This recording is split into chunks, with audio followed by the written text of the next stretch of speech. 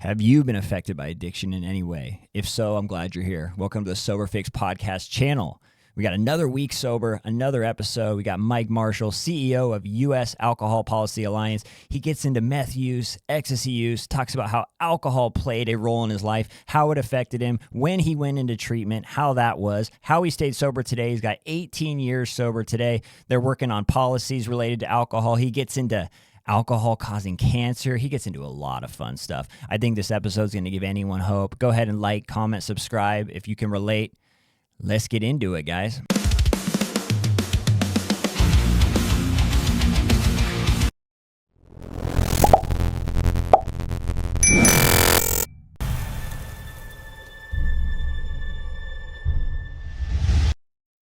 What's going on, guys? Welcome back to another episode of the Sober Fix podcast. We've got a guest on today. We've got Mike Marshall. He is the CEO of U.S. Alcohol Policy Alliance. That is USAPA, national nonprofit reshaping how America thinks and talks about alcohol. Mike, how you doing, man? Thanks for taking the time to come on here. Well, thanks for having me, Drew. I'm glad to be here. Yeah, absolutely. And we'll get all into the U.S. Alcohol Policy Alliance. I want to kind of start off at the beginning. Can you just let us know where you're from today and kind of where you grew up? I'm in my home office in Portland, Oregon, and sort of grew up all over, born on the East Coast, moved to California when I was a kid. We then moved to Europe when I was 11, which is a big part of my alcohol use journey because my dad bought me my first beer at the Oktoberfest when I was in 7th grade. And then moved back to California, school in San Diego for a while, and then lived and worked in DC a couple times, lived and worked overseas a couple times, and I've been in Portland about 12 years now. Nice, man. And when you're talking about Europe, I was actually born in England. My dad's from there, my mom's from the U.S. I have dual citizenship, but I can relate to that because I remember when I turned 18, I was actually in England. And I think I was actually 17 when I was over there. And I remember going to the bars and people just serving me, and it was no big deal. And I remember going, "This is so cool, guys. This is so cool." And they're like, "What? We've been drinking here for years. What are you talking about, man?" Yeah, I mean, it's alcohol's such an ingrained part of European sort of life. And yeah, I can remember going to bars and clubs when I was in 8th and 9th grade with my friends, and we would get served. And it's one thing to go to the Oktoberfest with your dad and he orders you a beer, but if you can go to a bar in 8th grade, 9th grade, I mean, that's pretty wild when you think back upon it. But it was fun. Yeah, It wasn't. yeah, it was. I remember coming back to the U.S. I'm like, man, I have years until I can drink and stuff, and that didn't stop me from getting into other stuff. But Right. I want to kind of ask you, Mike, where did alcohol or substances for you kind of start to come into the picture? Yeah. So, like so many folks with addiction issues, I had a traumatic childhood experience. My mom died when I was 10, and it was she died of cancer. And so, it was 2 years of struggling. And both my grandmothers stayed with us during that time, and they would feed my brother and I alcohol when we would get particularly upset. And so we were sort of taught that was your coping mechanism. And it wasn't a lot of alcohol, it'd be like a creme de menthe or something really heinous like that, but that somehow seemed innocuous to my grandmothers to serve to a 10-year-old. And so I learned that alcohol was something you used when you were emotionally upset. And my family was like, we were Irish Catholic, right? Like, drink when you're happy, drink when you're sad, drink if it's Tuesday, and highly ritualized. And so, and then when I got out of school, I went into sort of the political arena and government arena. I worked on Capitol Hill in DC, and then I worked on presidential campaigns and, hard charging, work hard, drink hard. It's a whole culture, right? And that I excelled at. And so, sort of the arc of it was I had a very successful life. I, worked and lived overseas in Eastern Europe and in Asia and in new democracies to work on democratic development work, which was just extraordinary. But alcohol was a huge part of that. I was drunk every night. I like to, I've been to over 50 countries, which means I've gotten drunk in over 50 countries in my life. And so, and then I'm also a late bloomer in terms of being a gay man. I came out in my early to mid 30s, and by my late 30s, I was hitting the dance clubs and tried ecstasy and fell in love with that. And then, lo and behold, some guy offered me some meth and a lot of fun, and I went on a trajectory of doing meth for 10 years, which ultimately sort of destroyed my career, destroyed my family relationships, destroyed my finances, took me down to the point that, another month I probably would have been homeless. And so on January 29th of 2008, I checked myself into a 28-day treatment center, and I've been sober ever since. Wow, man. Congratulations on that. I want to kind of ask you about the ecstasy. It's interesting because that was the first kind of hard drug that I tried, Me and too.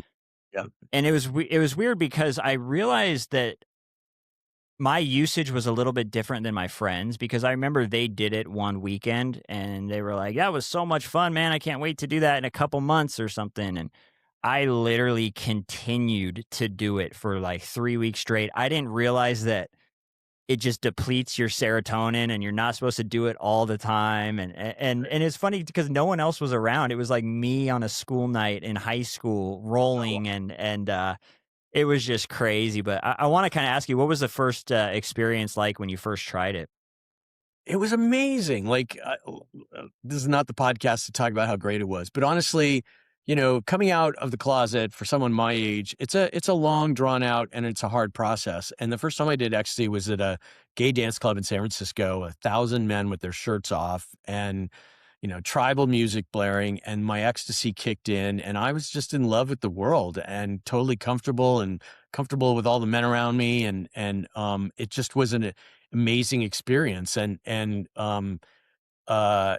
turned some other friends onto it, and I look back at those days, and that was important to my coming out process. However, I immediately became like you, like, my friends would go to the clubs once every 2 months. I'd be there every weekend, right? And trying to find ecstasy, which back then, I mean, I was never very good at buying drugs. I bought a lot in my time, but I could never keep a consistent dealer or anything like that. And unfortunately, ecstasy then led to meth, and in the gay community, the gay men's community, they're just really connected, and they're really connected with sex. And so then I sort of developed a sex addiction on top of it all. So it was fun briefly. I do think that ecstasy, they use it now to treat PTSD, and I understand that. But it's definitely, for me, to use an old fashioned word, a gateway drug to meth. It was the first hard drug I'd ever done, and it led me to trying anything. Yeah, it was the same way for me. Once I was open to trying that, or I had tried it, I was willing to start to experiment with other stuff. So it was kind of the same thing for me. It was a kind of gateway drug, and I want to kind of ask you. You talk about coming out, and I believe you said your 30s. What was that like holding it in for so many years? What was life like, kind of knowing that about yourself, but not being able to express it? So, it was tortured. It was, in the beginning, as a high school kid, it's just, high school in the 70s, there was no TV shows, there was no positive representation. Um, and you didn't know anyone who was gay. Well, my family didn't know anyone who was gay. And so it was very, very isolating. Um, and, uh, and you had to keep a secret, from the guys you were palling around with in high school, or the girls that were, you supposedly were supposed to be all over and you didn't have a single feeling for, right? And so you always had this secret that was a barrier to friendships, which was very isolating. And then same in college. Uh, and then as I came to terms with the fact, okay, I'm gay, but I wanted to be in politics. And back then, it was only then that gay people were starting to make progress in politics. But I was part of me was just afraid, right? Because towards my late 20s, I was living in San Francisco where literally the people being elected to the water board were openly gay, right? Like it just, it wasn't an obstacle for them. And yet, I didn't decide to come out until when I turned 30. I was recruited to move to Romania to work on the elections there right after the Berlin Wall came down. And it's illegal to be gay in Romania. And it was this very dynamic environment that I was just, experiencing these extraordinary things. So my creative juices were flowing, and I would turn 30 and I just decided, you know what? I don't want to be gay anymore. So I moved from San Francisco, where virtually everyone is gay, to Romania, where it's illegal to be gay.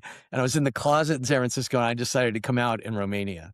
Um, but it was a process. From there, I moved to Cambodia for a year, same sort of thing. And then I moved back to the States and began a process. So yes, isolating, uh, to this day, and also really fed into your addiction. It's not a mistake that the gay rights movement started in Stonewall, a bar in New York, right? Because for many years, bars were the only safe spaces for gay people. And today, in some communities, that's still true, which means that alcohol is a big part of it. And so, you know, uh, for the first, you know, 15 years of my sexual life, I never had sex when I was sober. I was either using alcohol or drugs, which really Yeah, can it change your perspective on it. yeah, and I'm glad you bring that up too, because I think there's a lot of people that are out there like that, and it's not something that we always openly talk about. It's not as easy to just tell someone, "Hey, look, like, I've never had sex sober," or, alcohol was a big part of that kind of area of my life and stuff. So I'm glad that you bring that up, and I want to ask you, Mike, about the politics, because I just find it so interesting. And you mentioned working on kind of campaigns or being out there in Washington, and I want to ask you about kind of the work hard, play hard mentality. Did you feel like because you were successful and you were doing things out there that you kind of did it justify being able to drink and party as well? Yeah, I mean, it wasn't even needing to justify it. Like there was nothing wrong with it. And I was always the guy trying to get more people to drink more, right? Like I was the asshole if someone's like, I'm truly trying to cut back. I'm like, why would you do that? Uh um and it was always turning everything into some sort of alcohol driven social event. But there were no like today, it's so different. Like you don't dare, I don't think, come into work hungover without being really self-conscious about it. Whereas in my early days of my career, whether it was in a campaign or wherever, you could say to your colleague, "Oh my God, I'm so fucking hungover this morning. Like, don't let anyone call me until 11 o'clock," and everyone would laugh.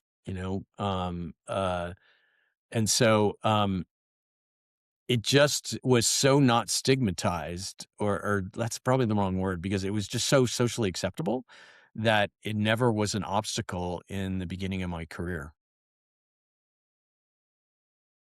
Yeah, and that's interesting to kind of look at the dynamic today versus how it was then. And I love kind of hearing about that, how things have changed. And I want to kind of get to where you switched over to meth. Do you remember how that switch took place, where you did it for the first time? Oh yeah. You know, uh, um, so I'd been out at a dance club and uh, on ecstasy, and I left there to go to a gay bathhouse and have sex. And this one guy I hooked up with had both meth and GHB. And so I tried both for the first time. I was high on ecstasy, and I was off to the races from there. It was something that the seed had sort of been planted in my head, that I had sort of been going back and forth in my head, like, oh, I shouldn't do this. I've heard meth is terrible. Once you use it, you get addicted to it. And yet it also sounded like so much fun. Um, and I just, you know, um, in the years in which I was, for 10 years, I would give it up for 3 or 4 months. But what always took me back to it was alcohol, right? I'd like swear to God, I was never going to use that stuff again. I'd be out having drinks with friends, and we'd all, be going home at 12 or 1 o'clock, and I'd be online then trying to find a fix. And, uh, after like 3 hours previously just being so clear in my head, I was never gonna touch the stuff again. So my meth use was very linked to alcohol use, right? Like if, um, uh, I I don't have using dreams that involve alcohol. I have using dreams that only involve meth 18 years later. And yet I drank alcohol for over 30 years. So, it's such a powerful drug. Here in Portland, obviously we've had issues over the years. And about 2 years ago, or maybe it was longer than that because it was during COVID, I was walking down the street and I walked by two homeless guys that were sort of sitting outside their tent, and they were smoking a bowl of meth. And I hadn't been that close to it in 15 years, right? And as I smelled the smoke and I saw the light, I got flushed. My brain immediately went to, like, 15 years later, my brain immediately went to what that felt like as they were lighting up. I don't have anything like that around alcohol per se. Like, I can, from pretty much as soon as I got out of treatment, I've been able to be around alcohol and not had a reaction like that. But uh, meth definitely did. And um, I know that I have to stay sober off alcohol because the minute I drink again, I'll use meth again. Yeah, I can relate to all of that. It took me a long time to realize, see, because I loved meth in the beginning. I loved the energy it gave me, the excitement, the hyper focus. I loved just running around doing shady shit and being up all night Right. and not sleeping. I just the excitement of it was off the charts. And same thing as you, it's weird because years later, even though it wasn't my main drug, it was one of them. It was like tied, but opiates were my main thing. For some reason, when I think about that stuff, it's more triggering than even the opiates for me. Like the same thing as you're talking about, where you drank longer, or more often with alcohol, but for some reason you think about the meth, and it kind of brings back that like feeling. It's the same thing for me.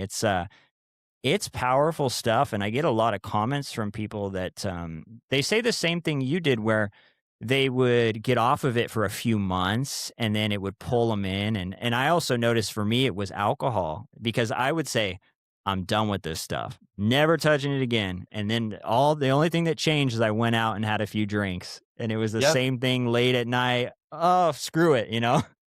Yeah, no one's around. And in and of itself, I don't know if this was your experience, but definitely my experience was like none of my friend group used meth. And so it was a big secret amongst my friends. Uh, and then I had this whole set of guys that I would use and, party with, um, that I didn't really care about, and yet they became more and more a part of my life, as a result. And there's like within the gay community, there's a whole subculture of people on meth, and they're rapidly declining. And then I will also share that for 9.5 years, I had a boundary of I would never inject it. I would never slam it. And then the last 6 months, I crossed that boundary. And honestly, I'm sober today because of it. So in many ways, I'm kind of grateful. I wish I maybe had done it sooner because it just took me to my knees like that.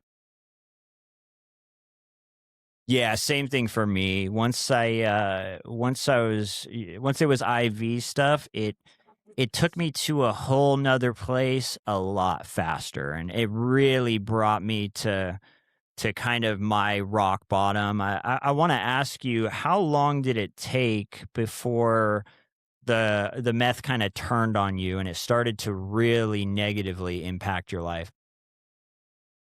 Um, well, I'll say this, like, I think the first time I used it was a Sunday night, and I didn't show up for work the next day, until like 3 in the afternoon.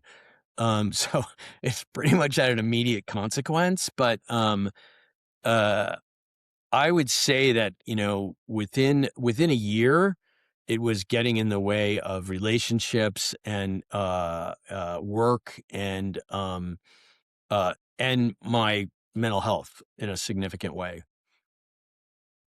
I mean, it's a really short runway, or I suppose runway that ends with a cliff. But at the same time, I sustained myself for 10 years on it somehow. And I can't get those 10 years back. Uh, yeah. So, the other thing is, 18 years ago, the meth supply was very, very different than the meth that's on the streets today. You know, ours was sort of homegrown in trailer parks in the desert. And now this stuff that's coming up from Mexico with Chinese chemicals and, mass manufacturing, way more potent. And I think like in 10 years, I saw guys that went into psychosis, but I never went into psychosis. And yet, from what I understand, is if you use for, you can take one hit on the today's stuff and some people go into psychosis right away. So, which is just a completely different experience. Yeah, and I'm happy to hear that you never did go into it. I did only towards the end of my use, and I always tell people like paranoid people that have paranoid schizophrenia, like I always say if you have someone in your life that has that, like be nice to them because I promise you I got a taste of that when I was out there Yeah. and it was the scariest thing I mean I was running from people that weren't there. I was hearing people talking about me in my head when no one was around. Uh, It was brutal, yeah. man, but I'm grateful for it now, kind of like what you said, because I think that was one of the many things that kind of pushed me towards the edge in getting sober. But I want to ask you, how did you make the decision to go into the 30-day rehab? Uh, you know, um, I woke up one morning and I lost my last consulting gig and my bank account was empty. And I think I had like pink eye and I just woke up and was crying and was like, I can't do this anymore. And I called a friend who then actually arranged for me to be seen at the San Francisco General Hospital. And I walked through the door and the nurses there, several of them were in recovery and I was not the first person to come in, and they embraced me and, really recommended residential treatment. And, thankfully I had a friend, I had to borrow $15,000 to go to residential treatment and cause it was before Obamacare, right? And, I had let my health insurance lapse and, you know, how privileged is it to have a friend that you can borrow that kind of money from? Uh, and I don't know that I would be alive today if she had said no, or if I hadn't had the opportunity to do that. So uh, I'm a big believer in treatment, and we need to make it way way more accessible um, for folks. Yeah, I talk to I get comments from time to time with people that tell me they're in an area where there's maybe a lot of homeless or a lot of people that are battling addiction and a lot of people that aren't able to work and stuff like that. And they talk about how some of these places that are offered that are free and stuff, they have sometimes insane waiting lists or basically they're just because when you want to get sober, I feel like you have a brief amount of time to really act on it, or at least I did because Yeah, I completely. I was a person yeah, I was the person that was like, "I wanna get sober." I'd be gung ho, like, come to, wake up in the morning, and, within a couple hours, I'm like, "Yeah, I think I overreacted, like, forget that." Do you find that as well? Yo, absolutely. And before I was the CEO of the U.S. Alcohol Policy Alliance, I started an organization here in Oregon called Oregon Recovers, and I was the executive director for 8 years. And Oregon has the second or third highest addiction rates and ranks last in access to treatment in virtually every annual survey. And so, I spent 8 years pushing government to create a much more accessible continuum of care where all the spots are connected. And the one thing that people just didn't understand, and this is particularly true now with the fentanyl issues, is that um, detox is hugely important, and uh, and yet the big challenge we have is that when people are, nodding out on the street or they've been using meth for 4 or 5 days, and someone either approaches them about treatment or they get arrested, they're in no headspace whatsoever to make a decision for themselves. So I have long advocated that if someone interacts with the criminal justice system, we should have a detox bed that is required for them to go to for 3 or 4 days, so that they then can be offered a set of services and opportunities. And we need to have those services and opportunities, whether it's sober housing, whether it's residential treatment, intensive outpatient, combination of all that. Um, we absolutely need to have that in place, but um, we can't expect the people living on the streets using today's drug supply, whether it's meth or fentanyl, to make good choices for themselves. I think that the drug has overtaken that ability, compared to 10, 15 years ago. Yeah, and that's really interesting to hear. I think a lot of people don't understand that. Like people that haven't dealt with addiction, I feel like they may see people on the street and just go, "How is that person? Why are they making this choice day in and day out?" And it's just so hard to understand. But I totally agree with you. I think especially nowadays with the potency of a lot of these drugs, once you're caught in a lot of these cycles, and I look at me myself, and I wouldn't have been able to make a solid decision for myself, like to Right. get clean when I would get arrested and stuff. There's just no way. Yeah. I mean, I was 46 when I got sober, and I'd stopped using meth for 2 weeks before I went to treatment, but I was still drinking. But I knew I had to give up both. I couldn't, give up meth and not give up alcohol. Um, but I was a privileged person, right? And an advocate for myself. I knew how to work the system for myself, even though I maybe wasn't familiar with the system. If you're 22 years old and you don't have any of those skills or resources or experience, you're just going to be at the whim of whatever the local community is providing or can't or is not providing. And that's not a healthcare system, right? Like, to your point earlier, nobody goes to the emergency room with a broken arm, and they're like, "Great, we put you down on the waiting list. Call us every day for the next 7 days, and we'll see if we can get someone to reset your arm." Like, that would just never happen. And yet, that's if someone comes in and they say, "I'm addicted to alcohol. I'm addicted to drugs," we don't immediately move them into the system. Yeah, it's so true. That's such a great point. I want to ask you before we get into the USAPA, how did you stay sober outside of? I know it's been a lot of years now, but how did you stay sober just outside of rehab? What do you think helped you transition from rehab into just living every day sober? So the rehab I went to was aligned with 12-step programs, and uh, I learned enough when I was in there. I went to my first AA meeting, and as a community organizer, I understood AA in a different way than the spiritual way. That it was about the community. Like, individually you can be broken, but if you put like I tell this story when I used to do community organizing training, where you would give someone a chopstick and say break it in half, and they would break it in half, and then you'd give them 25 chopsticks and say now try and break that in half, and you can't, right? Because the power of the group is so much stronger. And so my very first AA meeting and listening to my counselor explain it all, it made sense to me, right? Like, they get in the middle of the lifeboat and be a part of this community, and you're stronger together. But I also knew that uh, I it was such all of it was such an ingrained part of my life. So even before I was got out of treatment, I enrolled in outpatient 3 nights a week. And I enrolled at the Zen Center in San Francisco. They had a meditation and recovery meeting. And I just went to 2 or 3 meetings every day for at least a year.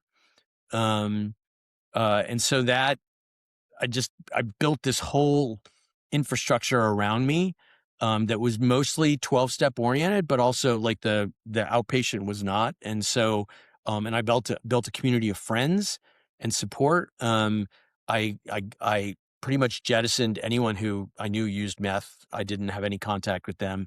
Um, and even my big drinking buddies, most of them didn't want to hang out with me anymore because they were probably had drinking issues. They drank as much as I did, and I went to rehab and they didn't. So, they would feel inadequate, or guilty or whatever. But the other thing I'll say this is, about a year sober, less than a year, I got a job that required me to spend a lot of time out in nature. And nature's always been a big part of my recovery, right? And so I would go to Yosemite 4 or 5 times a year with this job and go hiking. And it was fantastic, right? It created a spiritual life. I'm not a big God person, but you can't deny the a higher power exists in nature because it's so perfect in so many ways. And so uh, hiking and being outdoors was also, in hindsight, a really big part of my staying sober.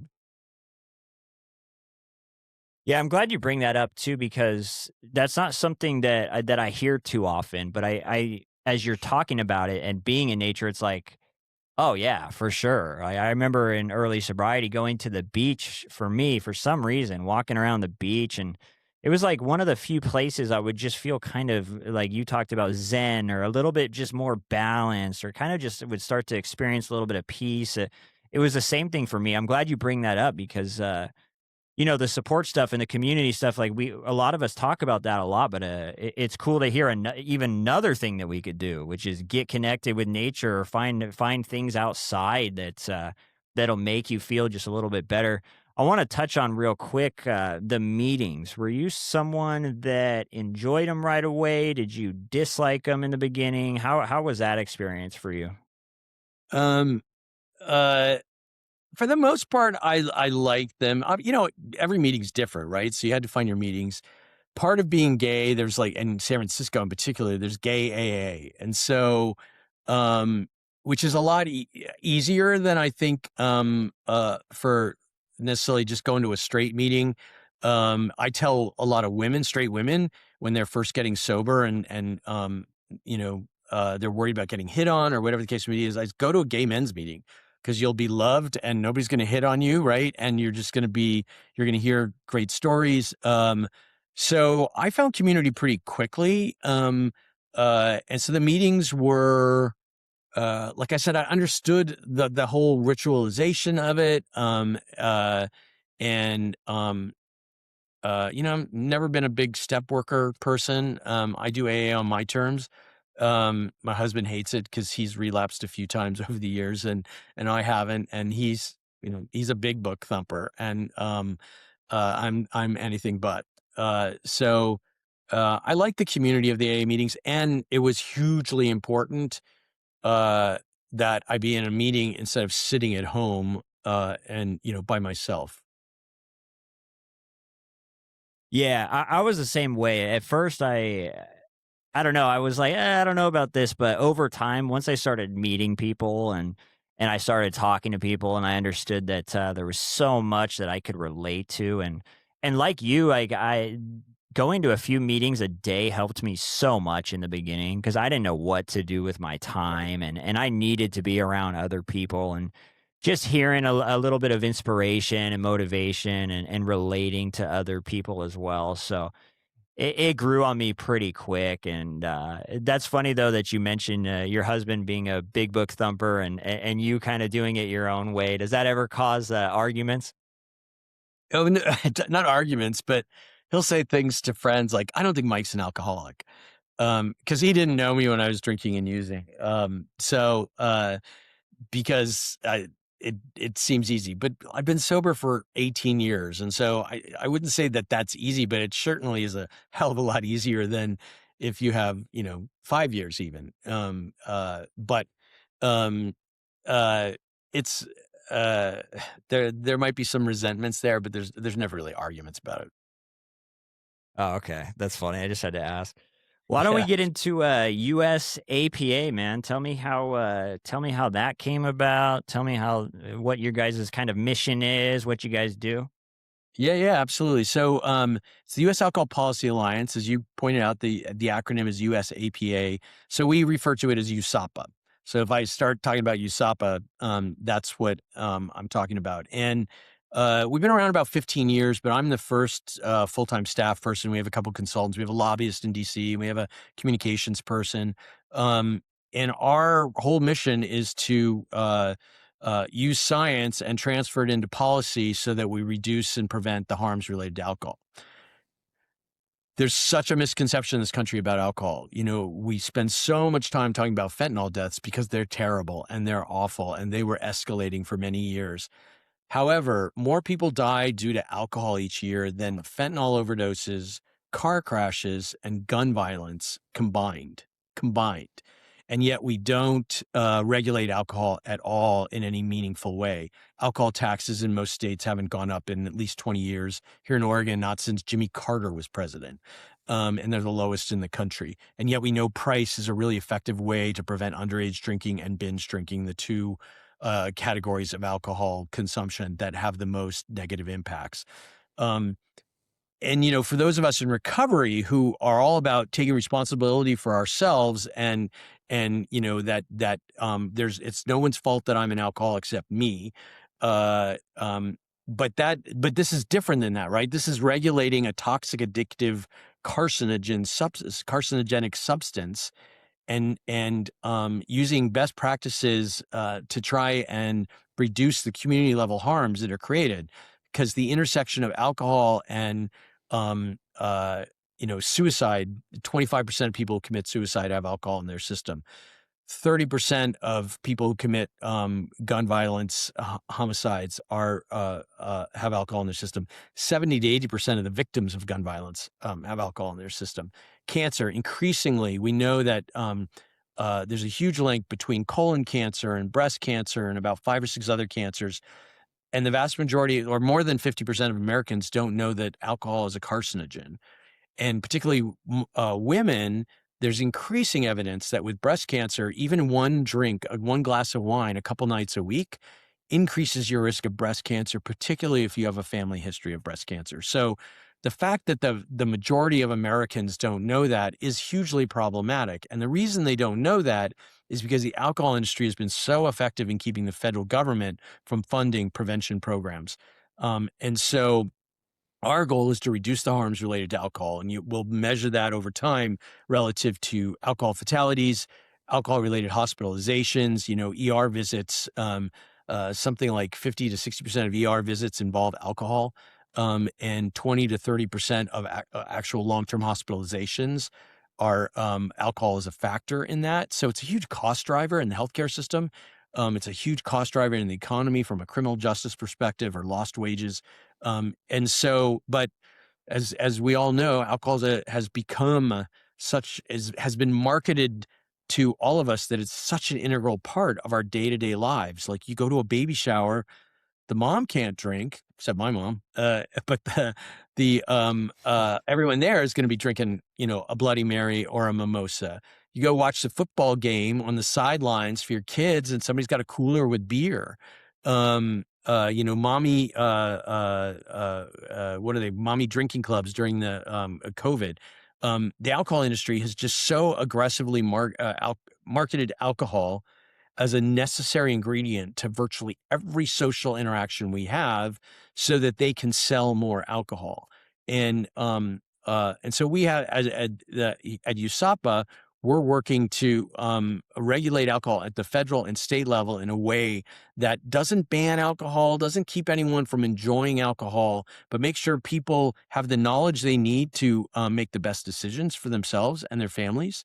And that where alcohol is a problem in the communities, we use hours of service and licensing to try and reduce those harms. And by that, I mean, we know that, violence around convenience stores and liquor stores from midnight to 2 o'clock in the morning goes up dramatically because we continue to sell alcohol to 2 o'clock in the morning. Whereas in communities where they've dialed it back to midnight, the level of violence and crime goes down dramatically. And so don't we owe it to those communities to require that change because if you can buy alcohol up till midnight, why do you need to be able to buy it until 2 o'clock in the morning? And so we need to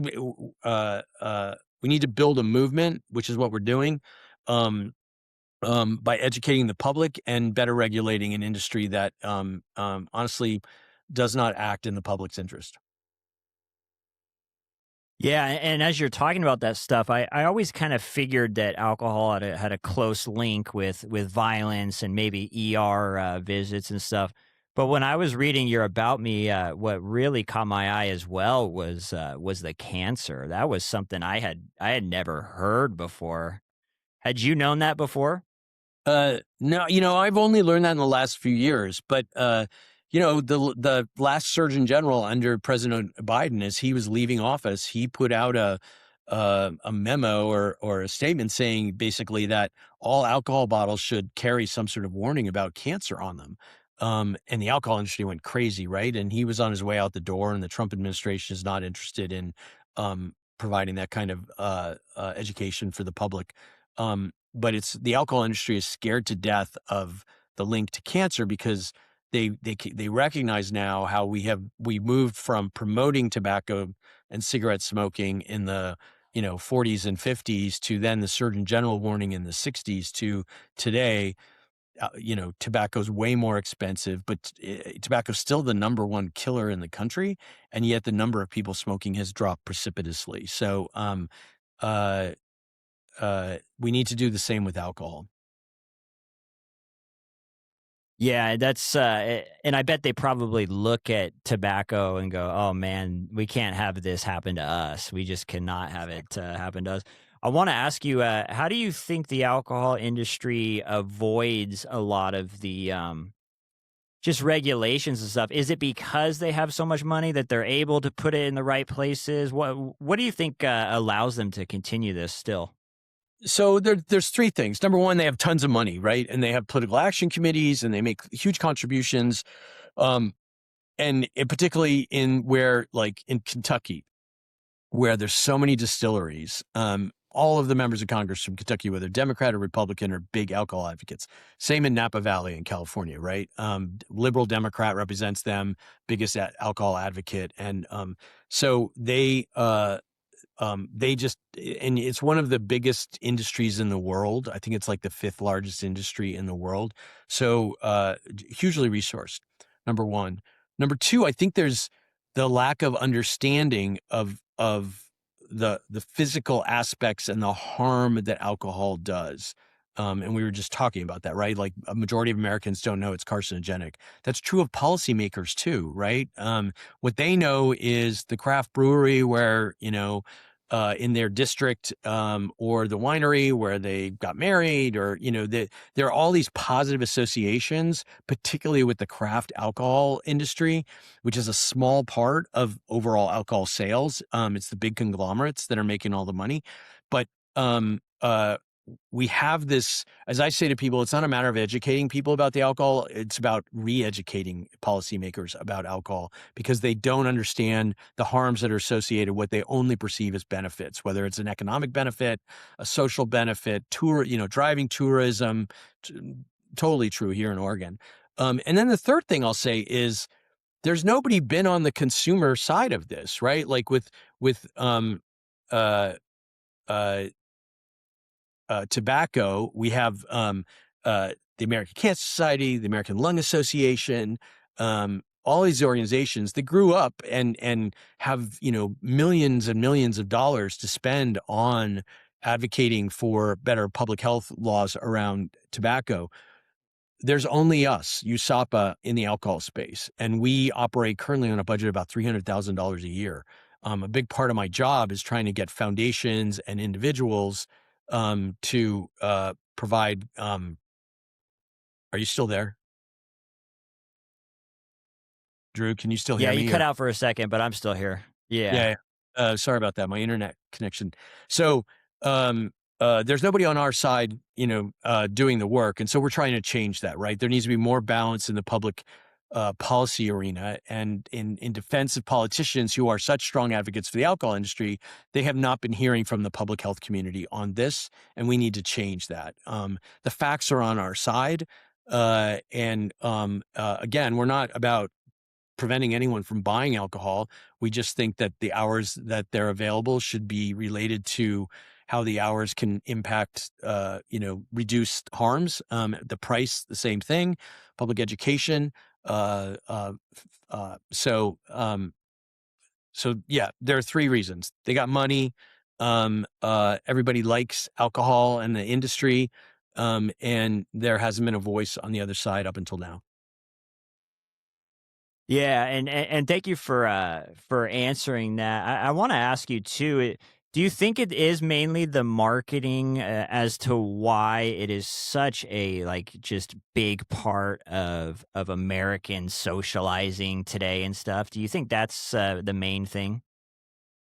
Well, I mean, we have to remember that alcohol's a big part of the Bible, right? Like it's just been around for all of mankind and has had medicinal purposes. You know, in the Middle Ages, they drank alcohol rather than the water because they all died from drinking the water.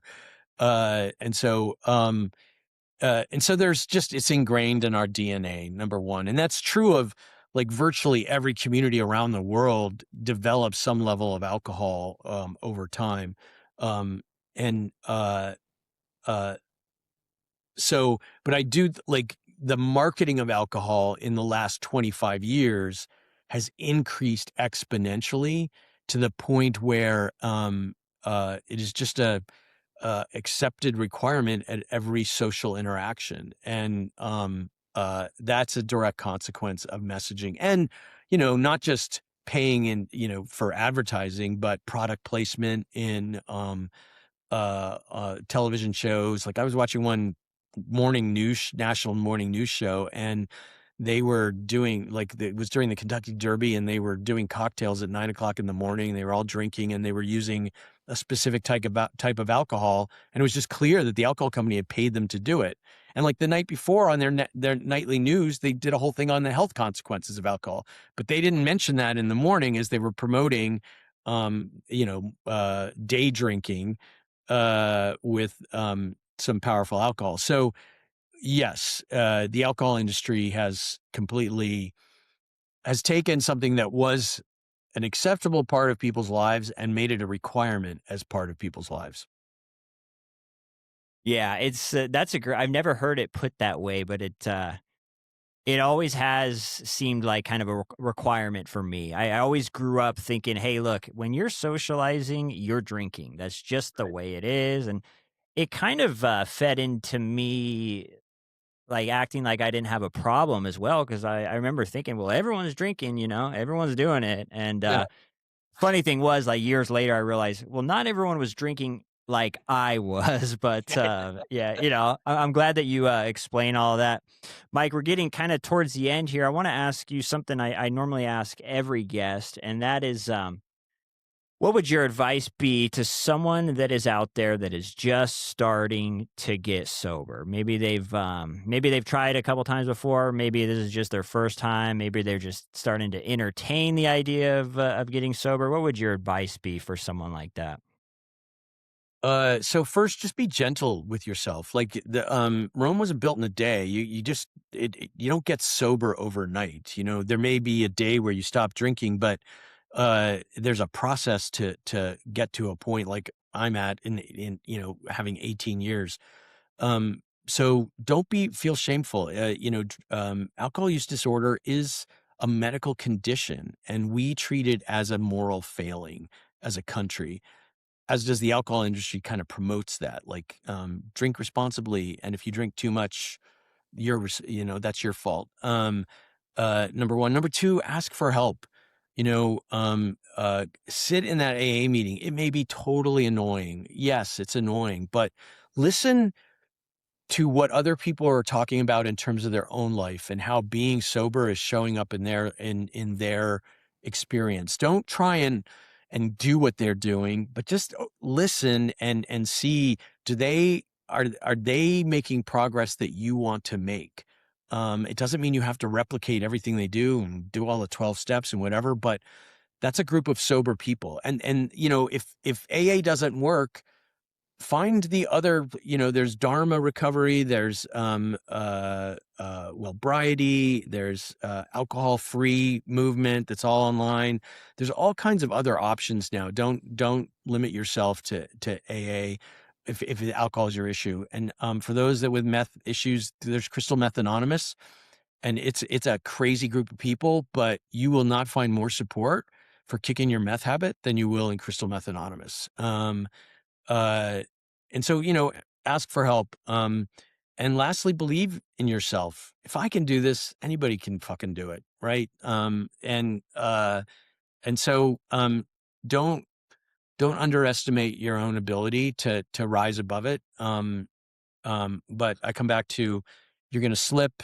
You maybe go out for 6 months. That doesn't mean you won't come back. Don't beat yourself up about it. Yeah, thank you, Mike. I think that's it's all just solid advice, and I really like that you talk about just don't beat yourself up. And this is what I tell people today is as well as I've had message before where people are like, "Man, you seem like pretty happy sober. Like, how'd you get there?" And I tell them, you're not seeing all the years where I was in the cycle like you talked about, where I get 3 months off or 1 month off or a couple days off, and I was going right back to it. So Right. hang in there. It will definitely get better, even when it feels like it won't. Mike, last question, brother. What is a goal of yours over the next couple years? What's something that you're going to be working on? Could be about sobriety, personal life, anything like that. What would be a goal of yours? Well, that's hard. My recovery has shown up big for me, particularly in recent years as I navigate. I have older parents, and being able to show up for them sober has been huge. But I think more on a professional level is just changing America's relationship with alcohol, because it is doing so much unnecessary harm. And it's not people who are addicted to alcohol per se, right? It's just how it shows up in people's lives.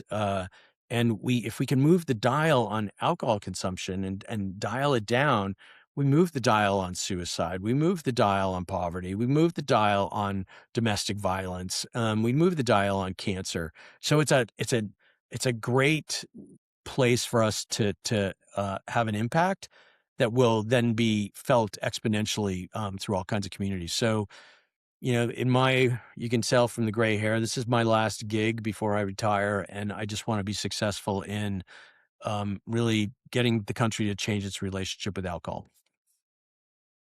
Mike, thank you, man. Thank you for coming on here, getting so open about all your experiences and stuff, and for everything that you do for the community as well. And I just want to say I appreciate you taking the time to come on here, man. Absolutely. Well, and thank you for doing this podcast. I mean, this is so important. You just never know who's sitting at home at 2 o'clock in the morning and finding you online and hearing something that resonates. So it's hugely important. So thanks for what you do as well. Yeah, thank you, Mike. All right. Thank you for watching the whole episode. If you're struggling out there looking for sober coaching, I will put Josh Wool's information from the Sober Creative. I will put that in the episode details. All Sober Fix podcast listeners get 30% off. Don't forget to check out our TikTok at the Sober Fix and also our Instagram at the Sober Fix podcast. If you have a story to tell, you want to come on the show, I'd love to hear from you. The Sober Fix podcast at gmail.com. Let's go another week sober, guys. I'll see you soon.